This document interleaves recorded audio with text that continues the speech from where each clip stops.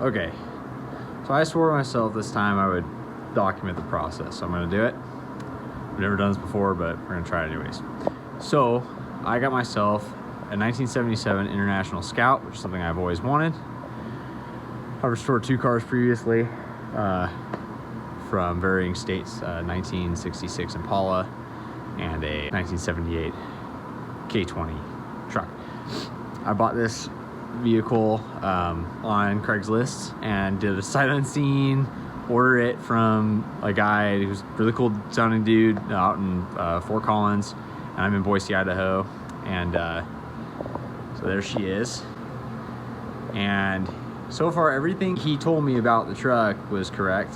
The only thing that did happen, sadly, is it either there's something wrong with the studs in the wheels, or they just weren't tight, which is sadly very possible. But I drove it all the way from town, which is about, I don't know, 14, 15 miles. And unfortunately, but right as I turned up to the bottom of our hill, which is another 2-mile road, the studs on the front wheel here sheared off. So that's my very first project, so I'm gonna go ahead and do this. In the future, I'm gonna try to have a little bit more production value to this, but yeah, so here we go. Okay, I managed to get the Scout into the garage here. I didn't show all of what happened, and because I'm gonna have to take the whole thing apart again anyways.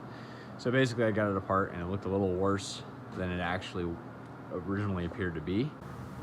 When all else fails, handy dandy grinder. What happened was looks like the studs didn't get tightened down, like actually pressed in properly. All of the studs sheared off. All 3 of these are all inside of the wheel, inside of the hub now. What I'm dealing with at the moment is I've got to get all of these off, which this one's the only one I think that kind of still works a little bit. Unfortunately, this one is not.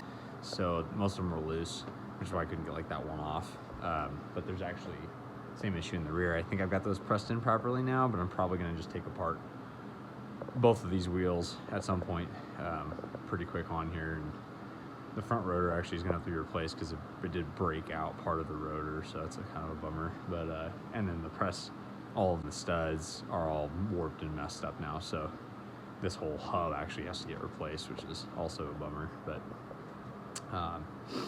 I'll show you here where what I ended up doing to get it in, because only 2 of the studs would press in well enough to actually, you know, seat and not spin, and to tighten them down properly. So here we are. All of those were so badly warped. I just used 2 of the existing, so I got that guy and then the opposite. So that's holding it for now. Not gonna obviously drive on that at all. We're just gonna go ahead and replace that hub and rotor, and then go from there. But I've got another rim too, so I'm gonna making this one the spare. The other one over here had the same issue, but I did crank all those down. They seem like they're working better now. But like I had to steal this lug because all the lugs were so bad. Just the other one there, but yeah, it wasn't great. This guy needs to get replaced. I'm pretty much going to do all new studs and lugs at this point. But the shop is in a total disarray at the moment, so I'm going to go ahead and clean this up to get this project started. I just recently had a baby, and this is where we're at. So it's a bit of a cluster in here, but we'll get it cleaned up, and then I'm gonna clean up the inside of the Scout. We're probably gonna end up needing to replace all the wiring in this whole thing. There's a lot of weird shorts going on and fun stuff of that nature. So yeah, and then this is one of the first major projects. We've got this hole down here, and there's one on the other side too. It's a little harder to see. And I've got one in the back here, right in front of where the bench seat is, on that hub. So I'm gonna go ahead and go through this and get it all cleaned up, get all the dirt out of here, pull the rest of the carpet, and then we'll go from there.